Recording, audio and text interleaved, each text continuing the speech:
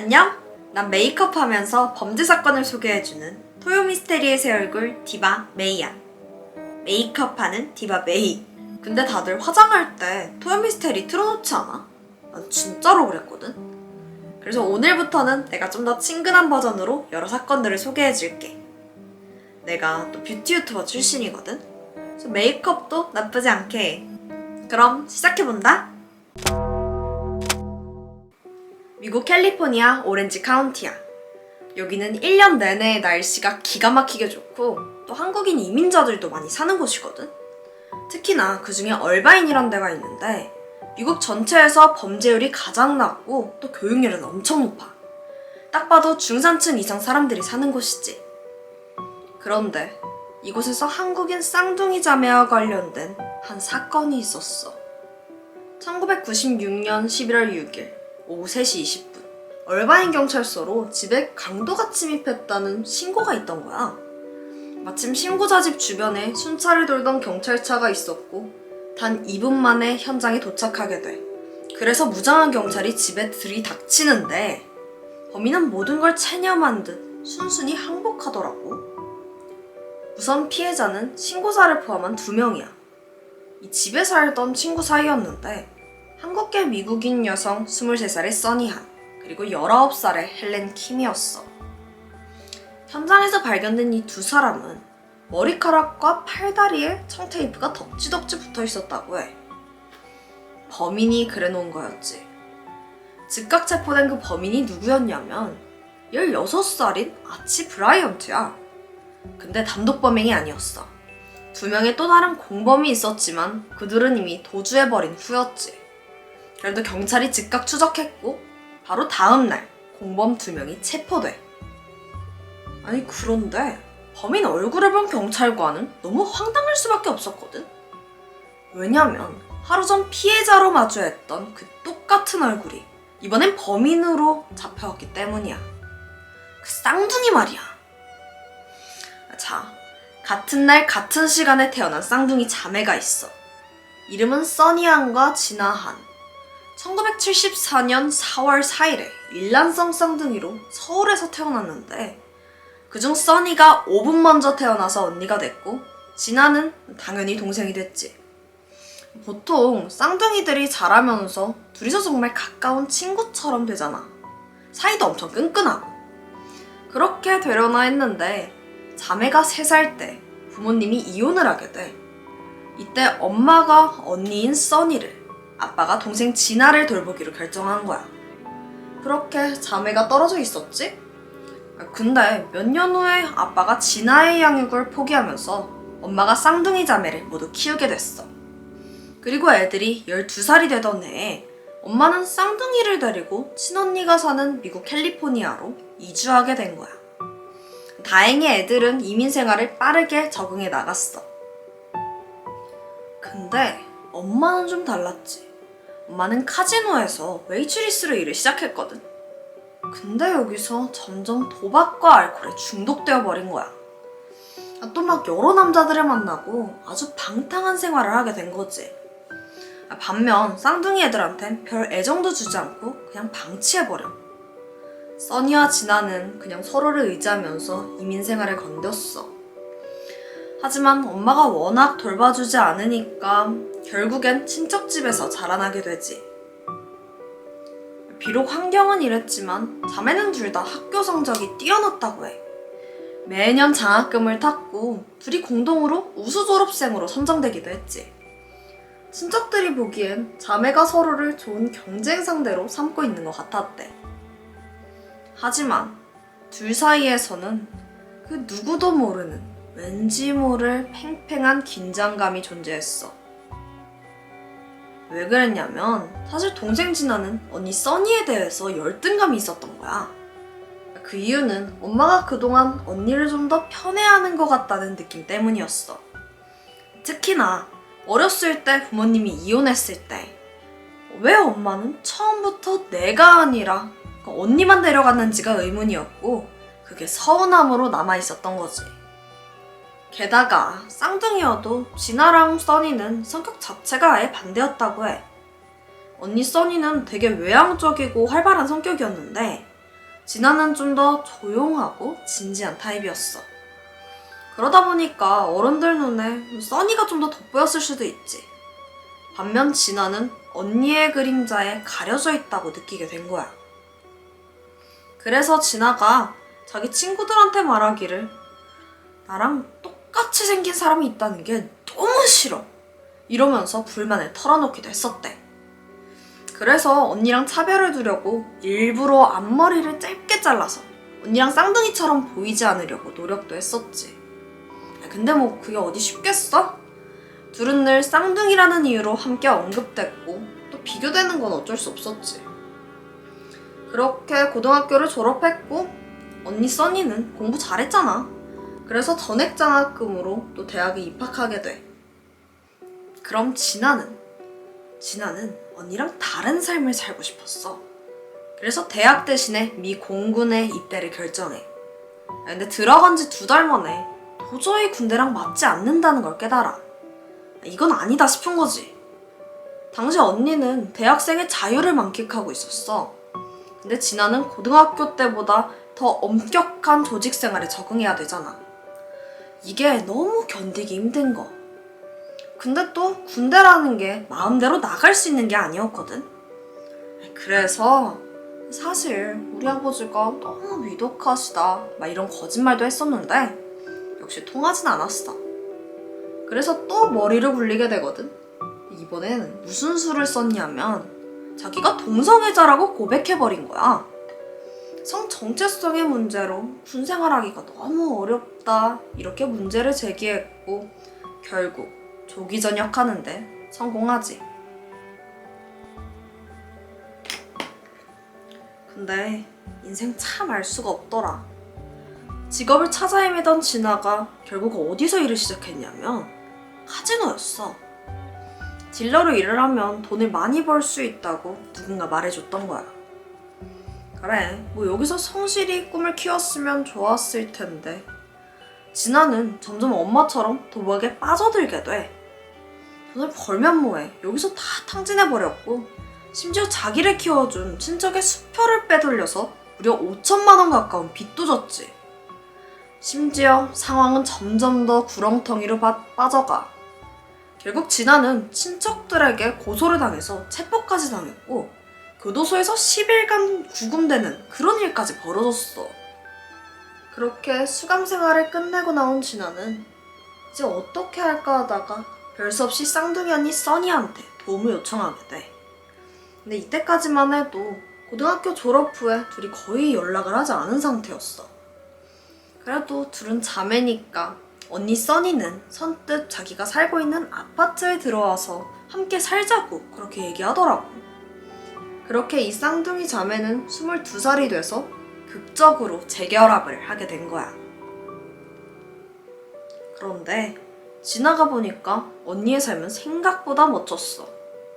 명품 차 입고 차도 BMW 고급차 타고 다니고 이 깔끔한 아파트에 남자친구도 있고 또 매일 파티를 즐기는 삶이었지. 알고 보니까 써니가 그간 부자 친구들하고 어울리면서 허영심과 과시욕이 좀 커졌던 거야. 그래서 호화스러운 삶에 중독됐던 거지. 근데 겉만 화려했던 거야. 카드 빚은 점점 불어나고 노느라 공부를 못하니까 성적 뚝뚝 떨어져서 결국엔 장학금도 끊겨버린 상황이야. 써니는 등록금조차 못 내서 결국 자퇴를 하게 돼. 이 자매 둘 다 위태위태하지? 정말 이런 상황에서 쌍둥이가 다시 만났고 끈끈한 자매를 키워보려고 했지만 그게 뭐 쉬웠겠어. 둘은 매일같이 부딪혔어. 그 시작은 사소한 거였어. 왜 내 옷 입었냐, 내 화장품 왜 말도 없이 쓰냐, 설거지 네가 하냐 내가 하냐, 뭐 이런 작은 것들 말이야. 그러던 어느 날 동생 진아가 언니 차를 며칠간 말도 없이 쓰는 그런 일이 생긴 거야. 완전 열받은 써니가 소리를 지르면서 동생 얼굴에 핸드폰을 던졌는데 이게 제대로 맞으면서 진아의 코뼈가 부러져 버려. 이거 자매 싸움 치곤 좀 격하지? 둘이 싸우면 뭐 경찰이 출동한 적도 몇 번이나 있었대. 그런 날들이 이어지던 중 뜻밖의 사건이 발생해. 아니 이번엔 언니 써니가 경찰에 체포된 거야. 심지어 친구의 신용카드를 훔쳐서 200만 원어치 쇼핑을 했던 게 들통난 거. 근데 이때 써니의 태도가 가관이야. 경찰한테 걔 원래 부자라서 괜찮아요 이러면서 죄를 뉘우치는 자세가 전혀 아니더라고. 뭐 어쨌든 그렇게 써니가 감옥에 갔잖아. 그러니까 이젠 진아가 완전 기세가 등등해지기 시작해. 진아는 언니가 없는 사이에 언니 신분증, 신용카드로 돈을 펑펑 쓰기 시작하더라. 당연히 언니 BMW도 뭐 자기 것처럼 끌고 다니고. 얼마 후에 써니가 출소했거든? 나와서 보니까 카드빚만 1000만 원이 생긴 황당한 상황이었지. 완전 빡친 써니는 결국 동생을 고소했어. 그래서 진이는 6개월 징역형에 1200만 원의 벌금형을 받게 돼. 자매 진짜 살벌하다 그지? 그렇게 진아는 샌디에고의 한 교도소에 수감됐어. 근데 어느 날 언니한테 전화를 해서 집에 있는 자기 소지품 좀 교도소로 보내달라고 요청했지. 근데 언니는 냉정했어. 너 같은 건 내 동생도 아니고 다시는 연락하지 말라면서 전화를 그냥 끊어버리더라고. 자, 이때 진아의 마음속에서 아주 깊은 증오가 생기기 시작한 것 같아. 언니가 너무 싫은 거야. 그래서 교도소에서 수감자들한테 언니 욕을 하고 또 진심으로 언니를 죽이고 싶다는 말까지 하고 다녔어. 그리고 같은 해 11월 교도소에 있던 진아는 딱 5시간만 외출할 수 있는 그런 기회가 생겨.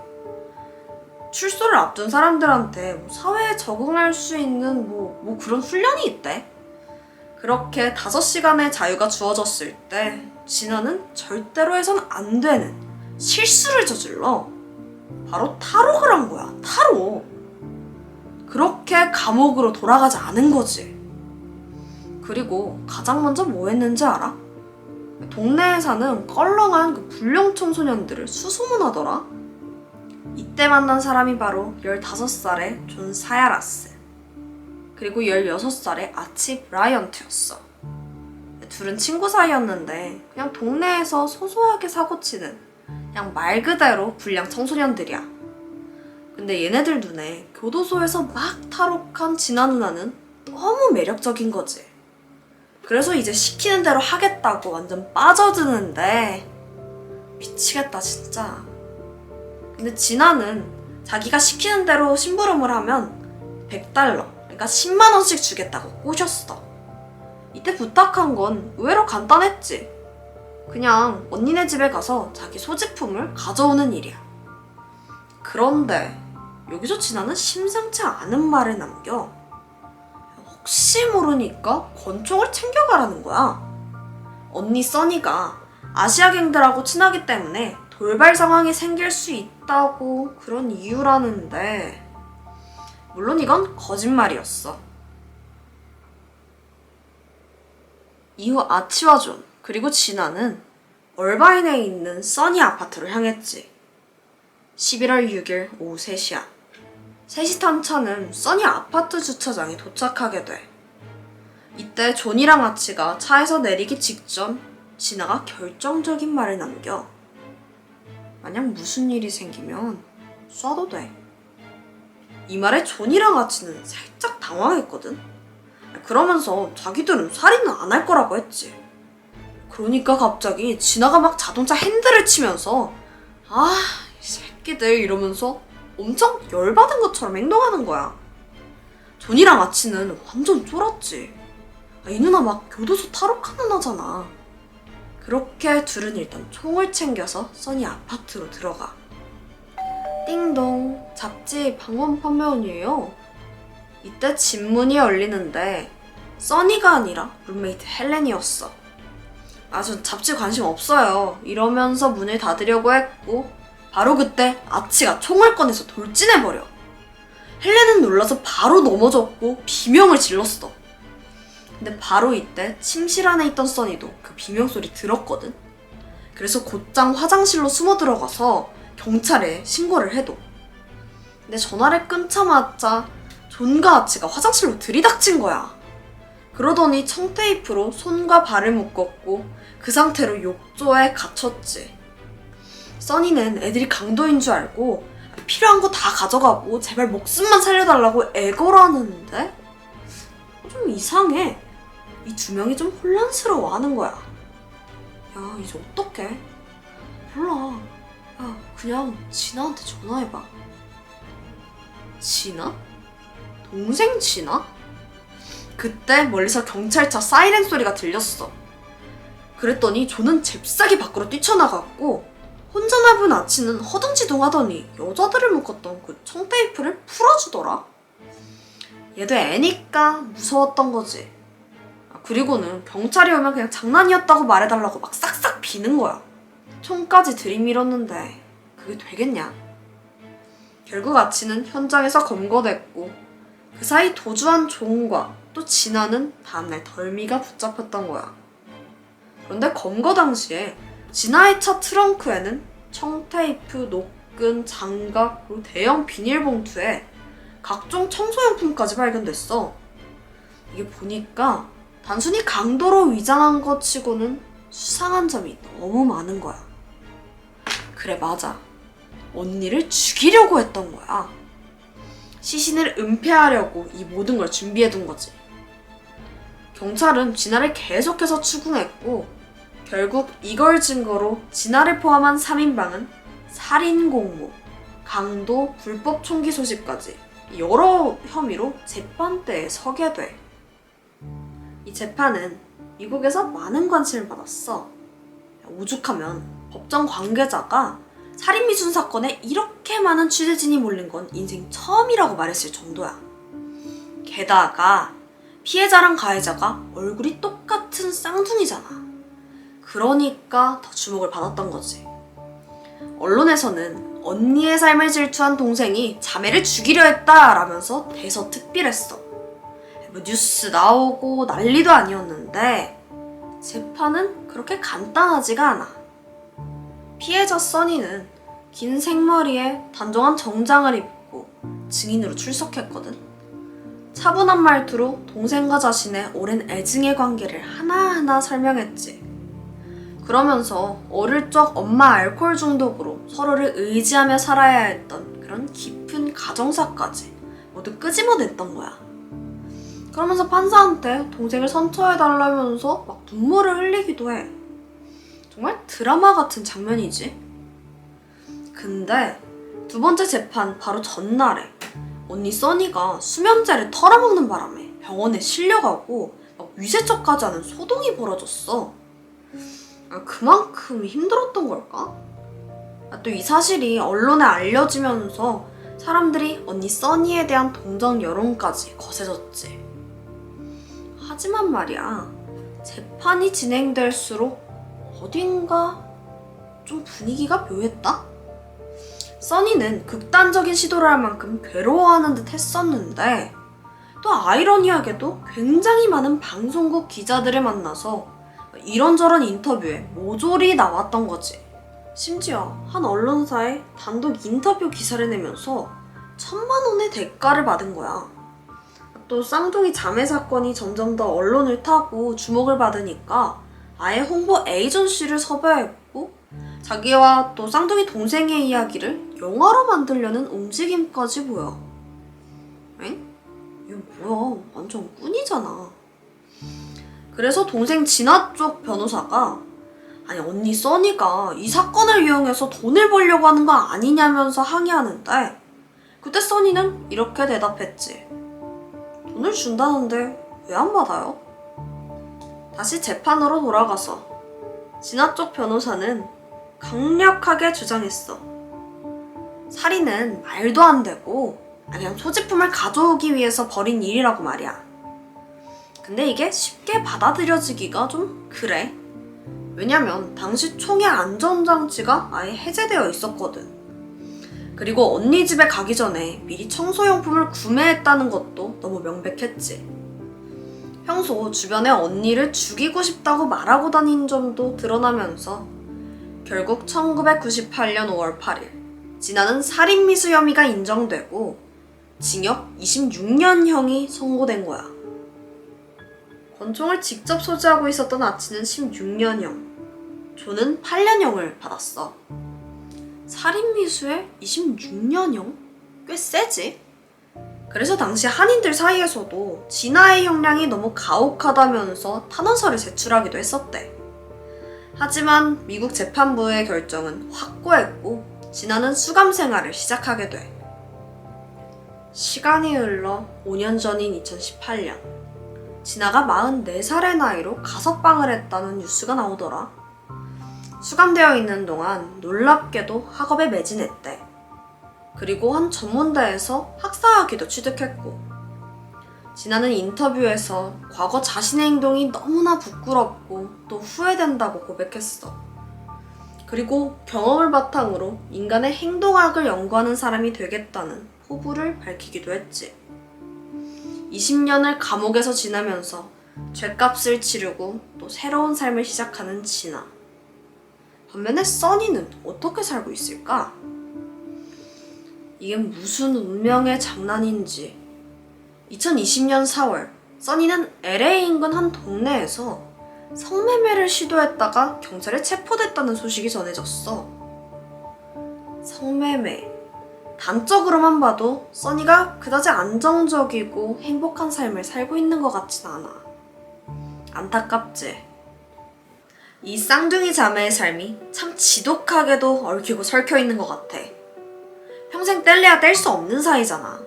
근데 서로를 미친 듯이 증오하고 질투하면서 또 그 과정에서 크고 작은 죄를 저질렀지.